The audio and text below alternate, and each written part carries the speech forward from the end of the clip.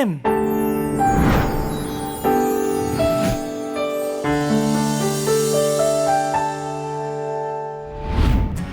Assalamualaikum warahmatullahi wabarakatuh dan salam sejahtera. Bertemu sekali lagi bersama-sama saya dalam rancangan kaunselor anda untuk slot Guruku Si Tuku bersama-sama saya Puan Efarina binti Muhammad Maturi dari Pejabat Pendidikan Daerah Mualim. Baiklah cikgu-cikgu, pada hari ini saya ingin berbicara tentang tajuk pengucapan awam berkesan pelengkap penampilan. Tahukah cikgu-cikgu, ada sebuah kajian di Amerika Syarikat menyatakan bahawa ramai orang rela mati daripada menyampaikan ucapan di khalayak ramai. Dahsyat bunyi itu kan? Maksudnya di sini bahawa pengucapan awam itu adalah sesuatu yang menakutkan. Jadi apa pandangan cikgu-cikgu ya? Sebenarnya pengucapan awam ini sangat besar faedah dan impaknya. Sebagai contoh, mantan Presiden Amerika Syarikat iaitu Bill Clinton dikatakan mendapat bayaran $10,000 bagi satu sesi ucapannya. Dan Rizal Rashid juga memberikan tips bahawa ketika kita bercakap, wajiblah tersenyum. Jadi cuba kita bayangkan kalau kita bercakap tanpa senyum. Bayangkan saya bercakap ni muka serius kan. Kan tak sanggup rasanya nak buat kan. Jadi bila kita bercakap menurut Rizal Rashid ini dalam pengucapan awam, tersenyumlah. Banyak sebenarnya bila kita berbicara tentang pengucapan awam ni cikgu ya. Dan sebenarnya saat kritikal adalah 10 ke 15 saat yang pertama.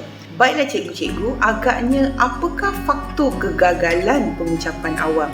Jadi dalam perbincangan ini, saya spesifikkan khas untuk kita lah, guru-guru ya. Yang pertama ialah apabila kita berasa malu tidak bertempat. Itu adalah pemusnah kepada pengucapan awam yang berkesan.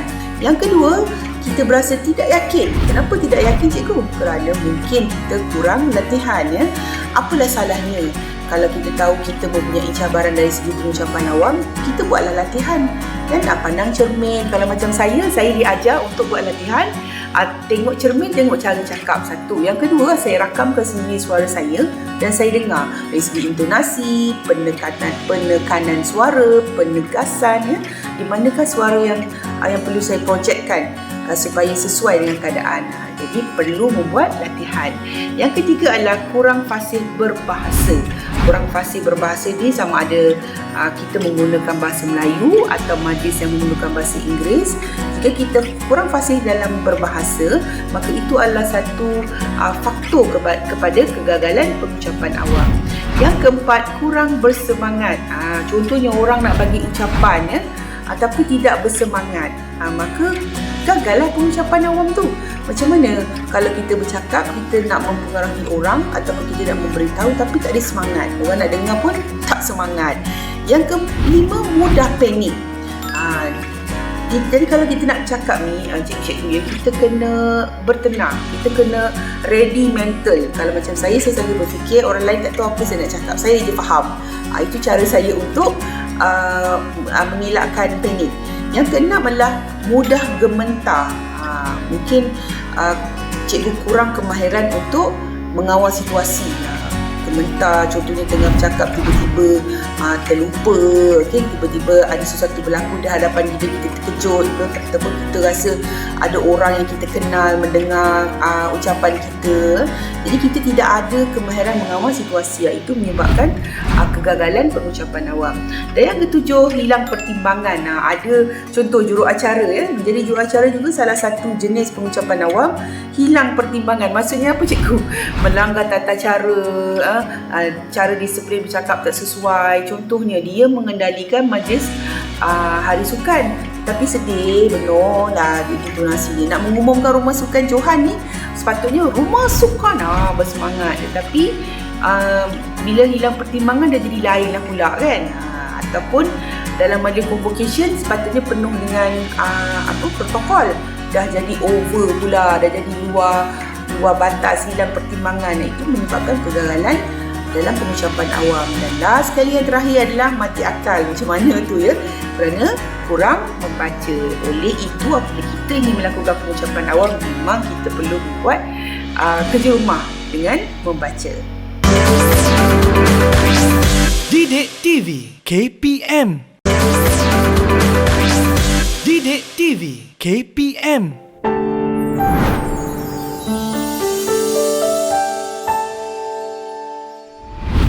Apakah itu rahsia 2C dalam pengucapan awam? C yang pertama ialah confidence. Bila kita bercakap, kita tersenyum. Sambil bercakap, sambil senyum. Kemudian kita membuat latihan. Itu cara-cara untuk kita menjadi lebih yakin, confident. Senyum, latihan, fikir positif dan berdoa. C yang kedua cikgu adalah kita mesti rasa selesa. Ya, tadi tu confidence dan juga comfort. Kita mesti rasa selesa. Selesa dengan apa? Pertama, selesa dengan suasana. Itu sebab apabila cikgu ingin melakukan pengucapan awam, saya cadangkan datang awal ke tempat itu. Tahu kat mana tandas, mana rosram, surau kat mana, siapa kat ahli panel. Kita kena selesa dengan suasana. Yang kedua cikgu, pakaian. Pakailah pakaian bersesuaian, yang selesa dan yang penting mengikut acara. Dan yang ketiga, kita perlu selesa dengan audiens kita ataupun dengan kita punya penonton kita ataupun hadirin yang hadir. Kita mesti menjaga wavelength ataupun kita punya aura, ya, supaya cara kita bercakap, kita menjadikan penonton kita seperti kawan kita, seperti geng, ya. Itulah dia rahsia 2C. Apakah dia jenis-jenis pengucapan awam, ya? Jadi sebagai seorang guru, sudah pasti yang pertama, tanpa kita sedar, apabila kita mengajar, itulah dia pengucapan awam, ya. Kita bercakap, kita mengajar, kita memberitahu kepada anak murid kita, ya. Yang kedua adalah apabila cikgu memberikan ucapan ketika dalam sebuah majlis yang dihadiri oleh murid-murid, ucapan kepada sesama guru, mungkin ucapan perpisahan, okey, dan juga kepada ibu bapa. Yang ketiga, apabila setiap kali cikgu membuat pengumuman di sekolah, itulah dia contoh pengucapan awam cikgu. Okey, yang keempat, apabila menjadi pengacara. Dan pengacara juga merupakan salah satu jenis pengucapan awam.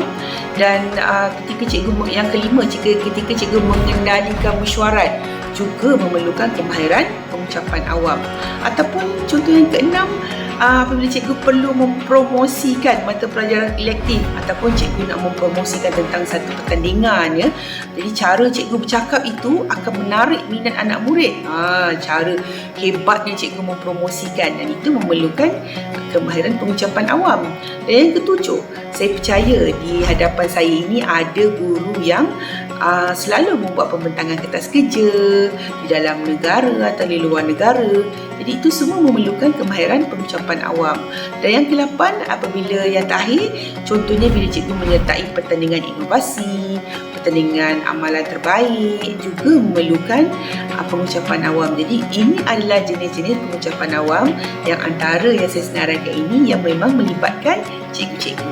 Apakah tujuan pengucapan awam di sekolah? Okay, yang pertama adalah untuk memberitahu. Sebenarnya apabila kita melakukan pengucapan awam, tujuan yang pertama adalah untuk kita memberitahu kepada orang, memaklumkan tentang satu-satu perkara. Jadi melalui pengucapan awam ini, apabila kita berjaya melaksanakan pengucapan awam itu, apabila orang yang mendengar itu faham setelah kita memberitahu kepada mereka. Yang kedua, tujuan pengucapan awam bagi seorang guru adalah untuk mendorong. Mendorong ni maksudnya guru tu ingin memberi motivasi, ingin memberi inspirasi. Dan ini biasanya lah adalah makanan guru bimbingan dan kaunseling lah di sekolah, ya. Macam mana seseorang guru bimbingan dan kaunseling itu boleh memberi dorongan melalui pengucapan awam. Bahkan kalau bukan guru bimbingan dan kaunseling, guru biasa, pengetua, guru besar, penolong kanan atau guru mata pelajaran, melalui pengucapan awam yang berkesan memang akan boleh memotivasikan murid-murid mereka. Yang ketiga, tujuan pengucapan awam adalah untuk meyakinkan. Oleh itu, sebentar lagi saya akan kongsikan bagaimana untuk menjadi yakin atau melawan ketakutan.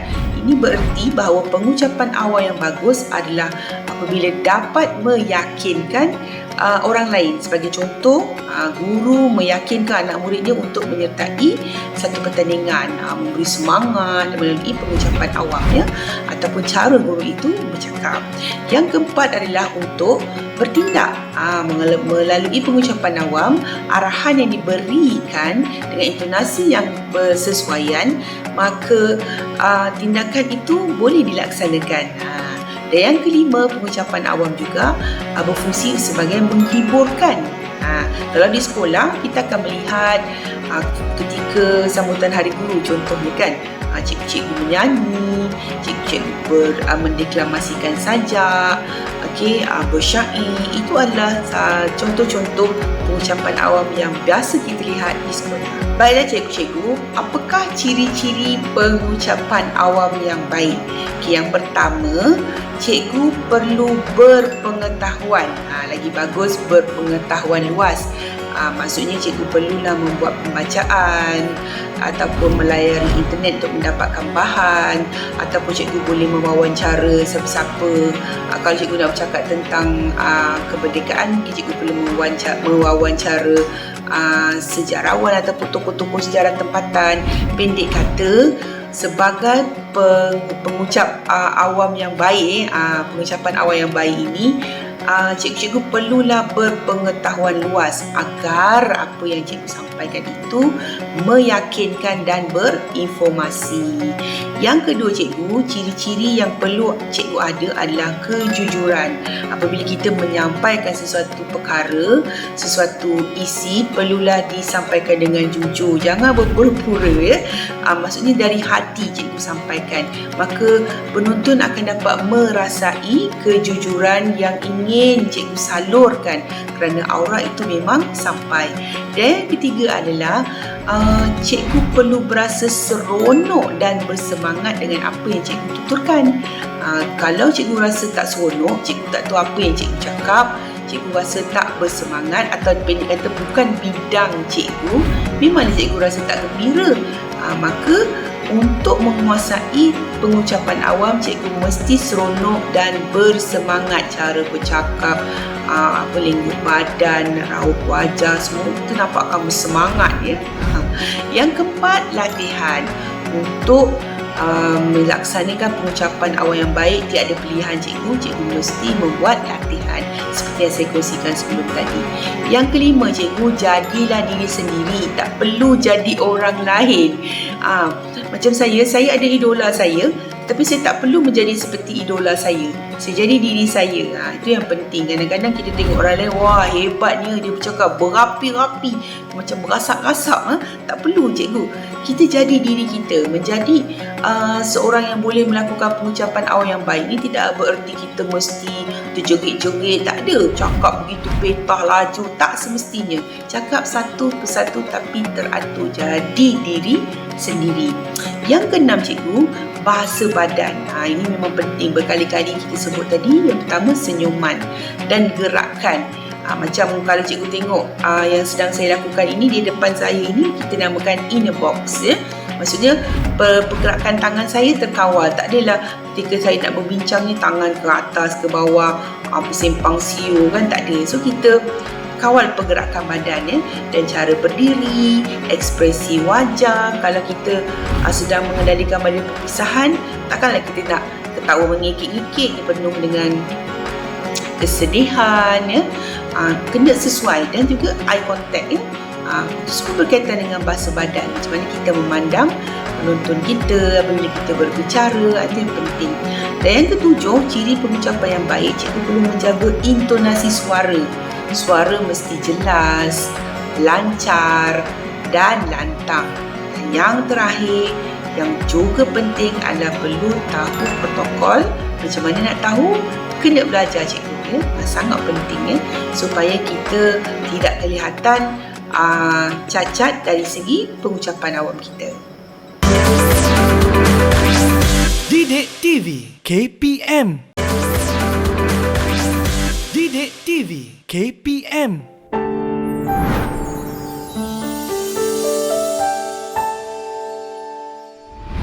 Penting ke bagi seseorang guru itu mempunyai kemahiran pengucapan awam? Sudah tentu. kerana seringkali kita tengok walaupun sudah bergelar guru tapi masih ada yang kurang yakin, masih ada yang macam nampak paniknya kan. Kenapa itu berlaku? Itulah sebabnya penting kerana yang pertama, bila guru-guru ada kemahiran pengucapan awam, cikgu-cikgu akan mampu membuatkan murid faham arahan ataupun faham isi kandungan dengan lebih jelas. Kadang-kadang cara kita bercakap tidak teratur menyebabkan murid keliru. Okay? Yang kedua, dapat meningkatkan kredibiliti cikgu dan wibawa. Apa tidaknya gaya cikgu bercakap meyakinkan dengan bahasa badan, intonasi suara, lontaran suara, penegasan, maka cikgu akan kelihatan sungguh berkredibel. Okay, yang ketiga, dengan belajar pengucapan awam, cikgu akan boleh meyakinkan orang lain. Orang lain tengok, wah, meyakinkan, wow, cikgu bercakap kan. Katakanlah bila ada majlis bersama ibu bapa, jadi bila bercakap tu orang dengar pun, wah, memang percayalah.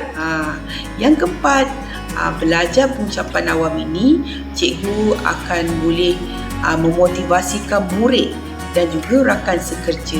Dan yang terakhir, dapat meningkatkan imej sekolah. Orang kata, wah, cikgu mana yang pandai bercakap tu? Cikgu mana yang pengucapan awamnya tu teratur, nampak menarik? Sekolah mana tu? Kan dah dapat meningkatkan imej sekolah cikgu. Cikgu, apakah teknik mengurangkan ketakutan pentas?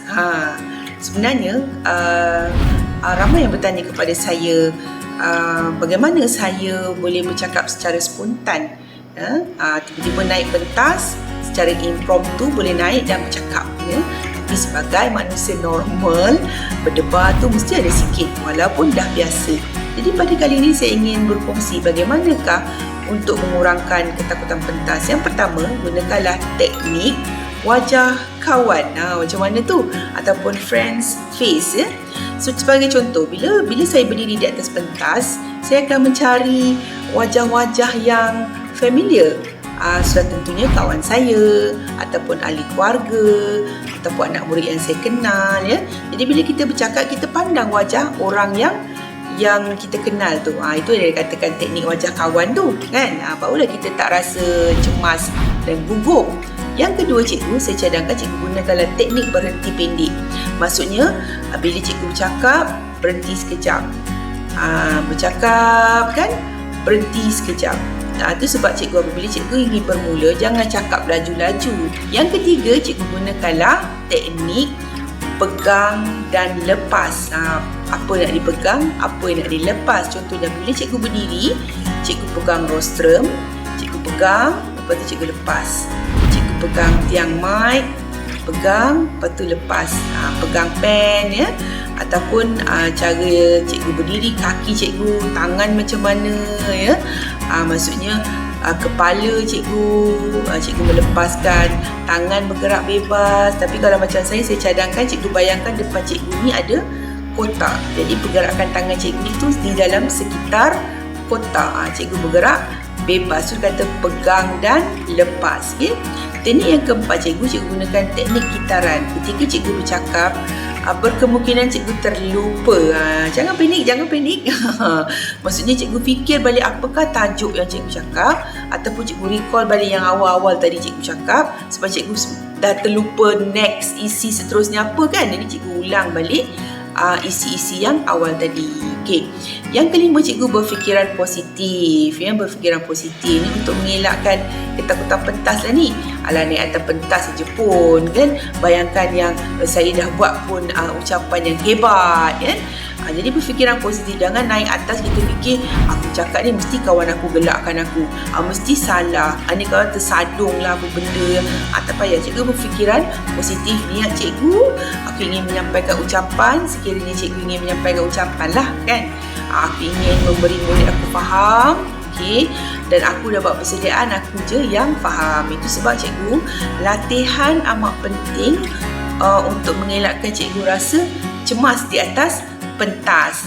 Dan buatlah pernafasan dalam, ya. Tarik nafas 4 saat, tahan, tembus.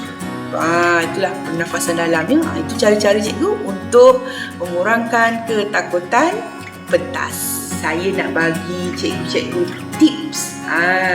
Jika tiba-tiba cikgu diminta untuk berucap secara spontan. Kedengaran yang macam mengerikan kan? Tak apa cikgu, jangan bimbang ya. Dalam slot Guru Kongsi Buku, saya ingin berkongsi tentang tips sekiranya cikgu diminta untuk berucap secara spontan. Ada 5 langkah. Cikgu ingat di 5 langkah ni. Yang pertama cikgu beri salam. Bagi yang Islam lah, okay? Assalamualaikum warahmatullahi wabarakatuh dan salam sejahtera. Bagi yang bukan Islam, salam selamat sejahtera saya ucapkan kepada yang pertama tu beri salam. Okey. Yang kedua cikgu gunakan ayat ini. Pertama kali saya mengucapkan rasa syukur cikgu sambunglah. Yang pertama beri salam, kemudian cikgu fikir mengucapkan syukur. Pertama kalinya saya bersyukur kehadrat Allah SWT kerana memberi ruang dan peluang kepada saya untuk bercakap sepatah dua kata dalam majlis ini. Lebih kurang macam itulah. Yang ketiga cikgu gunakan ayat ini, cikgu sambung. Seperti yang sedia maklum okey. So cikgu buat ayat begini. Seperti yang sedia maklum, hari ini merupakan hari terakhir saya di sekolah ini. Maka saya ingin bercerita dengan anak murid semua bahawa ada cerita-cerita menarik ketika mula-mula saya datang ke sekolah ini. Begitu ya. Maksudnya ayat ketiga yang perlu cikgu ingat adalah seperti yang sedia maklum. Contoh peperiksaan akan tiba, seperti yang sedia maklum. Guru besar akan bersara, contoh begitu ya. Yang keempat, ayat yang perlu cikgu sambung adalah harapan saya ... Okay. Harapan saya agar semua calon SPM akan belajar dengan lebih bersungguh-sungguh. Contohnya lah harapan cikgu. Ini adalah ucapan tersebut. Dan yang terakhir adalah mengucapkan terima kasih. Jadi akhir kata saya ingin mengucapkan terima kasih kepada pihak sekolah dan cikgu teruskanlah. Jadi tak perlu panjang sebab ini adalah berucap secara spontan. Jadi cikgu gunakan tips yang saya berikan iaitu 5 langkah. Selamat mencuba. Baiklah cikgu, sebagai kesimpulannya, pesan saya, jadilah diri sendiri. Cikgu-cikgu tidak perlu menjadi pemidato untuk menjadi speaker yang fasih bertutur. Cikgu tak perlu jadi pendebat untuk menjadi speaker yang hebat. Dan cikgu tak perlu menjadi selebriti untuk menjadi speaker yang disanjungi. Kerana cikgu hanya perlu menjadi diri sendiri dengan niat untuk berkongsi. Maka cikgu jadilah diri sendiri dan yakinlah bahawa pengucapan awam akan membantu cikgu dalam kerjaya kita sebagai seorang guru. Dengan itu, semoga kita bertemu lagi. Assalamualaikum warahmatullahi wabarakatuh.